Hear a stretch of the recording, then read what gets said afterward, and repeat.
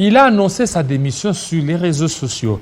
Et aujourd'hui, on va voir les implications juridiques, judiciaires par rapport à cette démission et aussi autre chose, les dessous des cas de la démission de Jamaka Kabound. Kabound a démissionné, l'UDPS contre l'UDPS face à la République. Cette fois-ci, nous recevons pour vous Madame Arlette Odia, bienvenue. Merci, M. Jean-David. Voilà, on vous a vu prendre une position par rapport à la démission de Jamaka Kabound et vous aviez interprété ça à votre manière. Absolument. Oui, allez-y. Merci.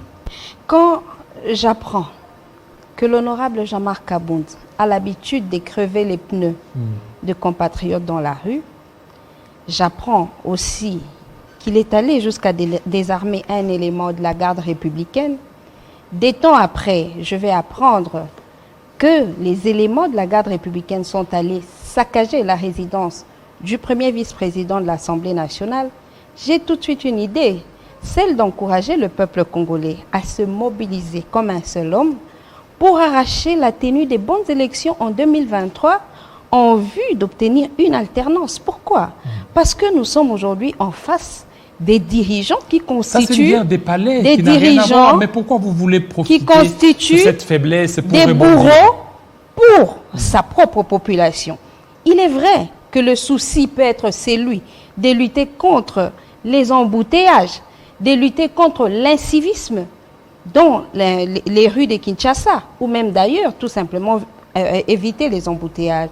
Mais si, dès là, il faut enfreindre la loi, violer les droits des citoyens dans l'impunité totale, alors que ces dirigeants sont appelés à protéger les citoyens, il y a maintenant un problème.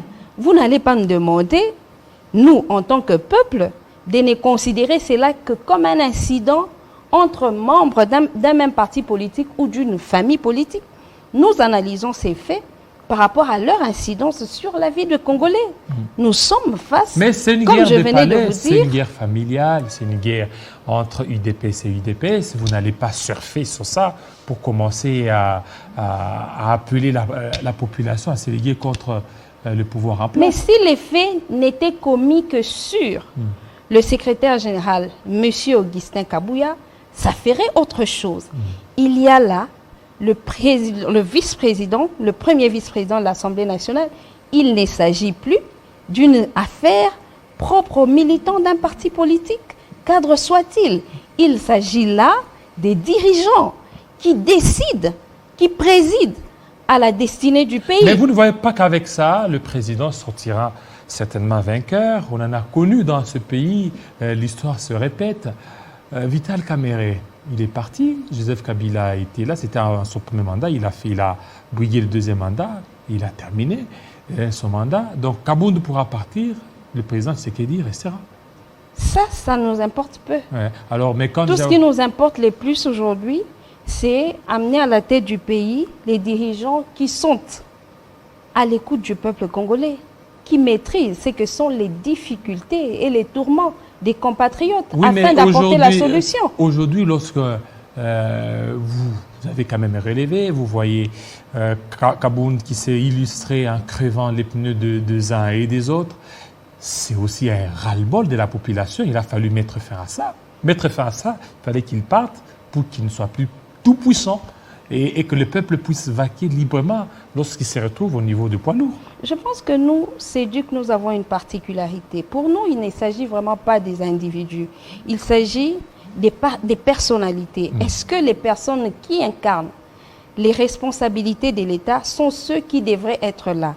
Est-ce que la politique mise en place par les dirigeants est la meilleure qui améliore les conditions de vie des Congolais? Nous avons déjà dit ici que les dirigeants constituent à ce jour des bourreaux pour les populations. On a cité le fait de crever les pneus des pauvres citoyens. Vous savez d'ailleurs comment la plupart d'entre nous se battent pour constituer de quoi s'acheter des pneus. vous avez vu que ces désordres-là ne facilitent pas la vie paisible aux citoyens congolais.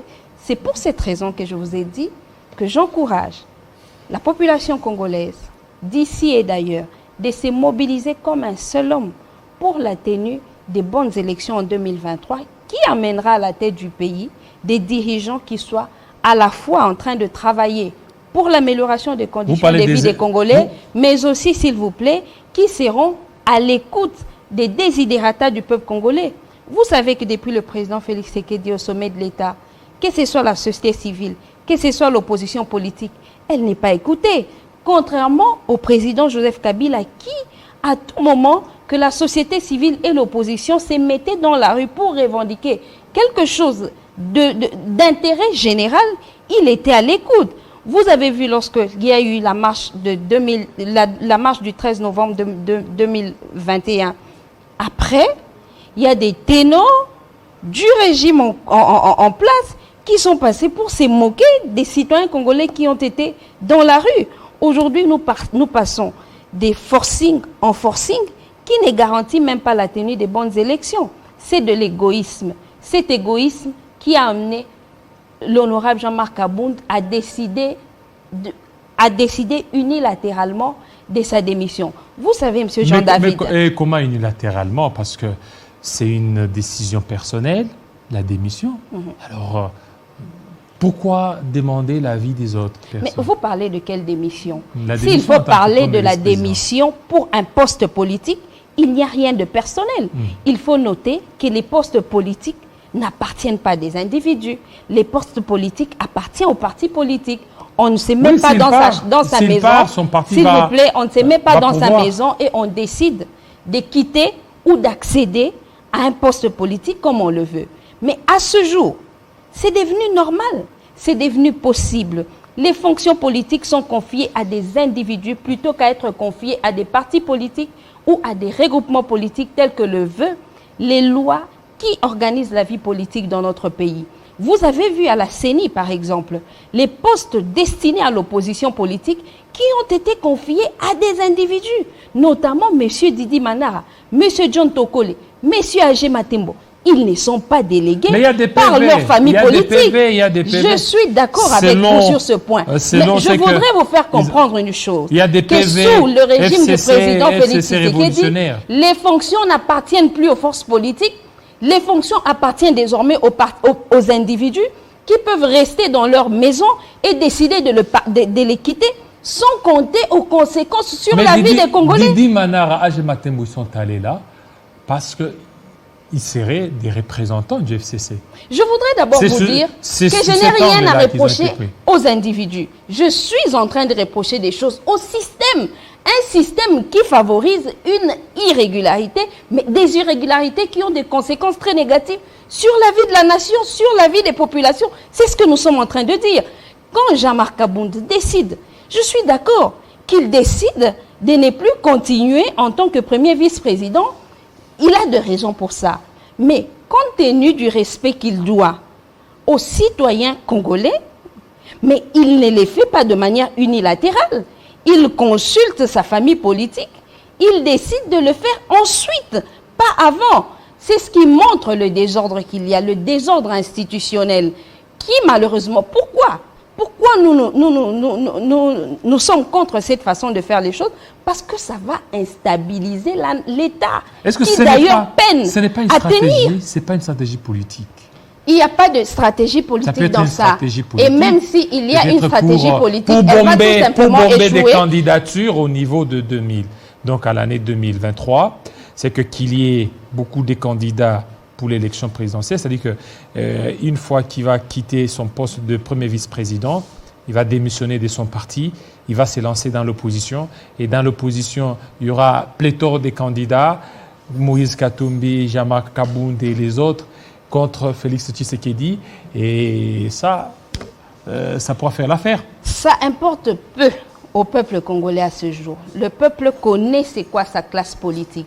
Le peuple congolais sait aujourd'hui qu'il y a parmi les acteurs politiques, les hommes de conviction et les vendeurs des services. Ces vendeurs des services qui sont là pour mijoter des choses qu'on contre la République, contre la nation, des personnes égoïstes qui ne pensent qu'à elles-mêmes et non penser à la nation et penser à la République. Le peuple connaît ces personnes par leur nom. Qu'ils viennent en ordre dispersé, qu'ils viennent ensemble, le peuple dira non à une continuité avec ces gens-là. Le souci du peuple est tout simplement d'avoir au sommet de l'État des autorités qui écoutent le peuple, des autorités qui pensent développement. Mais au moins ces autorités écoutent. En quoi pouvez-vous dire qu'ils écoutent? Ils écoutent. Avant moi, il y a quelqu'un qui m'a précédé, qui vous a dit comment les gens sont en train de croupir en prison pour les convictions politiques. Ce qui est interdit par la loi, notamment l'article 15 de la loi portant statut de l'opposition. Vous savez, je vais vous dire quelque chose. J'ai rencontré un militant du PP, de l'UDPS qui a plusieurs fois été interpellé sous le régime du président Kabila, qui a plusieurs fois été dans les cachots de l'ANER ou de la police parce qu'ils allaient à des marches où j'en passe. Mais celui-là va dire qu'il préfère faire l'opposition sous les régimes du président Kabila plutôt que sous les régimes du président Tshisekedi. Pourquoi? Parce que sous Kabila, on pouvait vous interpeller pendant 2-3 jours, pendant une semaine, et vous allez regagner vos maisons. Mais sous les régimes du président Tshisekedi, ce sont des condamnations. Comment allez-vous parler d'humaniser? Ils ont parlé qu'ils devraient humaniser les services. Et actuellement, il y a ceux qui sont arrêtés. Je vais d'abord vous dire qu'il n'est pas question, il n'y a pas du tout question de parler d'humaniser. Il est d'abord question de respecter les droits des opposants, de respecter les droits de ceux qui ont un avis contraire. Il ne faut pas, parce qu'un compatriote a un avis contraire à ceux qui dirigent, qu'il soit mis en prison pour ça et qu'il écope 2, 3 ans, 10 ans, 20 ans pour d'autres. C'est ce qui n'est pas bon. Vous n'allez pas me dire que les cachots sont humanisés, parce que si c'était le cas, Olivier Punga ne serait pas décédé dans les bureaux des services spéciaux. Nous voulons tout simplement que ceux qui dirigent soient en train de respecter la loi, soient en train de respecter le droit. C'est le minimum que le peuple peut attendre d'eux. C'est tout simplement ça que nous voulons. Et le comportement de Jean-Marc Aboun notamment traduit aussi l'idée que lui, comme un poids lourd du régime, se rend aussi compte de l'effectivité, de l'échec du régime du président Félix Tshisekedi. Donc c'est une fuite en avance. Nous sommes de ceux, moi en tant que personne, nous sommes de ceux qui avons accompagné le régime du président Félix Tshisekedi. Nous avions voté pour lui. Nous avions battu campagne pour lui. Et qu'est-ce qui vous a poussé dans les conditions très difficiles. Mais parce que nous avions commencé à voir ce que d'autres voient aujourd'hui. Nous avions dit que la violation d'une constitution porte malheur à un régime. Dans tous les pays du monde, lorsque le chef de l'État a l'intention de mettre en place une politique qui ne cadre pas avec ce qui est prévu par la Constitution, mais il négocie les révisions constitutionnelles, où il amène sa majorité à prendre des révisions constitutionnelles pour lui faciliter d'appliquer sa politique. C'est ce qui est arrivé avec Joseph Kabila lorsqu'il s'apprêtait à céder les tabliers. Il y a eu notamment la loi portant statut de d'ancien président de la République et d'ancien Premier ministre. C'est un peu comme ça qu'on gouverne. Mais quand, face à des obstacles constitutionnels, les gens prennent les initiatives de violer constamment la Constitution, ça porte malheur au régime. Nous avions interpellé à l'époque. À ce jour, c'est d'autres qui s'en rendent compte, notamment l'honorable Jean-Marc Aboun, qui a décidé de quitter les choses avant que les choses Oui, mais il a décidé de quitter, pas parce qu'il y avait violation de la Constitution. Mais il vous le dira dans les jours à venir. Et parce qu'il y a eu peut-être autre chose. Lui parlait de la trahison, il dit qu'il n'a pas trahi, lui n'est pas affairiste. Mais on comprend, il y a cette affaire d'affairisme et cette affaire de traîtrisme. Mais faire la politique, c'est avoir la capacité de percer les murs des apparences. L'apparence, c'est celle que vous dites. Mais le jour à venir va démontrer qu'il était en train de voir ce que les séducs a su voir bien avant. Le peuple congolais est en train de souffrir. Si aujourd'hui il s'est levé pour parler des violations constitutionnelles, c'est que lui aussi, il a été à la hauteur de ces violations. Mais il ne peut pas s'en dédouaner. Ça ne nous intéresse pas.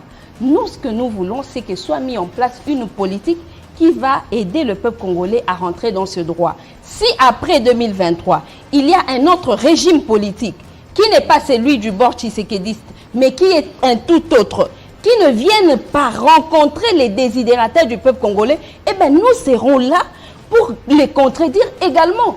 Nous, en tant que société civile, le souci est d'amener les dirigeants, sans rancune, à garantir des conditions de vie meilleures pour les compatriotes, parce que c'est ce qu'ils ont promis au moment où ils venaient demander le mandat. Voilà, merci beaucoup. On aura un peu la suite de ce feuilleton Kabound, probablement demain, s'il pourra déposer sa démission officiellement à l'Assemblée nationale.